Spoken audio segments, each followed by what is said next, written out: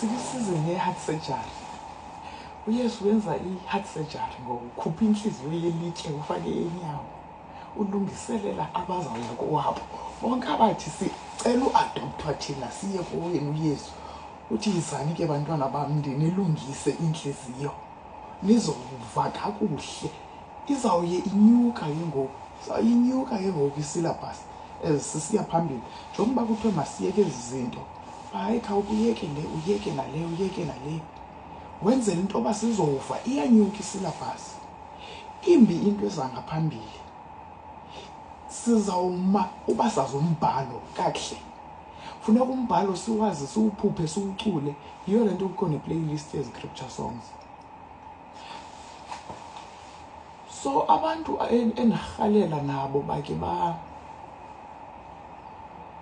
take him up on this offer, married man. Take him up on this offer, Christian married man. Uyafuna ukutshintsha inhliziyo yelitye afake enyama. Abantwana bazawuyibona loo nto mhla yenzeka. Kukho ingoma esasikhule idlala phaa ekhaya eyayisithi something happened to daddy, he's not the same anymore, things are different at our house like never before. Mommy said he met Jesus and he washed him white as snow. Something happened to daddy, I know. Ipimizi apha eAfrika ezawuba nabantwana bazawudanduluka uba kutshintshe kwatshintsha notata. Kutshintshe kwatshintsha notata wayeka uba yingonyama. Ungumntu onomoya ophantsi ngoku, ungumntu onothando, asazi kwenzekeni. Uvele wayeka i-bad habits. Yi-challenge leyo. Yi-challenge leyo. Silithemba lakhe lokugqibela apha eAfrika. Silithemba lakhe lokugqibela guys. Sizawuyiva. Usilinde service ngesi. Run with it. Run with it. Ayinamsebenzi ngoba iBhayibhile azange wayifunda okanye u-EGW awumazi. Ibambe nalo kwizi-scripture songs zodwa. Ubuqonda uba ndiyakholelwa Yesu mna ndiyafuna.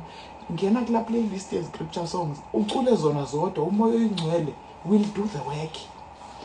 In fact, umoya oyingcwele udala wasisebenza before kube khona abashumayeli nabavangeli. Izulu lalizisebenzela ngomoya oyingcwele neBhayibhile. That is enough iyodwa. But ke kuba singabantu abafuna information, abafuna ukwazi why sizawuhamba ke siyofunda o-EGW basichazele libali besichazele ezivesi ezimbalwa but bezichaza over incwadi ezininzi ezibhalela umhlaba wonke. Mhla sasazi isingesi, siyasazi isingesi ngoku. You owe it to yourself. Akusadingi noba uyifunde incwadi cover to cover. Just first 5 chapters on each book. Uvuka ithini ubuyele eBhayibhileni. Kuba ke yona test yethu izawubikwa iBhayibhile. Our textbook is the Bible. Sizawutestwa apha eBhayibhileni. So sonke funeka sibe sithetha into enye apha eBhayibhileni.